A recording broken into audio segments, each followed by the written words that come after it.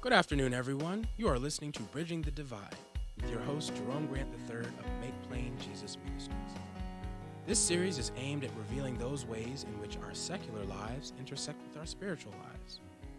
It can be difficult to navigate through this journey called life, but it is our hope that by following along with us, we will be able to make progress together.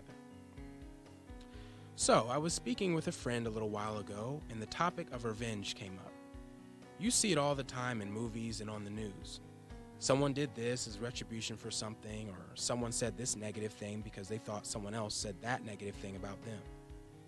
It's tough to let some things go, and even tougher still if the issue doesn't seem to get better, or if the other person is unapologetic for whatever they may have done. My friend pointed out that biblically speaking, we are meant to turn the other cheek, but doing so doesn't mean that you can never feel angry. Even though it may be difficult to overcome anger, especially in response to serious wrongs, we can eventually develop the strength to forgive people for these wrongs if we seek comfort in Jesus' promises, as well as being mindful of the blessings that God has given us throughout our lives. The key to forgiveness lies in what turning the other cheek really means in a practical sense. Does it mean that you should continually let someone harass or wrong you without attempting to do anything about it? Does it mean that we should effectively be doormats for every mean-spirited person to unleash their dissatisfactions on? No, of course not.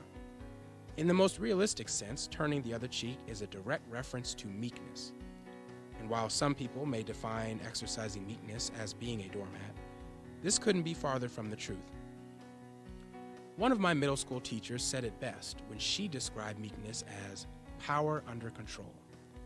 The key is to recognize that while you could do something to make yourself feel vindicated, it is better to avoid making potentially dangerous and life-altering decisions based on feeling wronged, and instead take heart in the fact that God is the ultimate judge of humanity. He knows and sees when we've been wronged and calls us to take the high road. By putting everything into perspective, we can avoid acting poorly, or acting in a way that would ultimately compromise our own happiness, since revenge tends to end up hurting the person who takes part as well as the offending party. Ultimately, it's okay to be upset about a wrong. The anger that we feel in those instances lets us know that something bad happened, which in turn allows us to take the proper steps toward reconciliation and working to prevent similar issues from happening in the future. The difficulty lies in the things that we might do if we let our emotions guide our next actions, but meekness will keep us from making that mistake. Although some people may be able to forgive quicker than others, the goal is always to work towards forgiveness.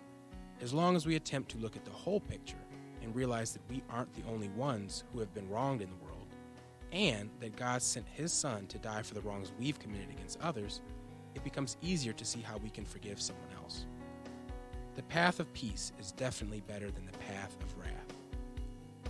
If you enjoyed this episode of Bridging the Divide, tell a friend and join us for the next part of this series. Even better, we would love to see you at 107 Mountain Road, Suites F and G in Pasadena, Maryland, for a regular Sunday service at 10 a.m., or for our life classes on Thursdays at 7 p.m. Take that life-changing first step today and grow with us. If you would like further information about our ministry, please visit us at makeplainjesus.org.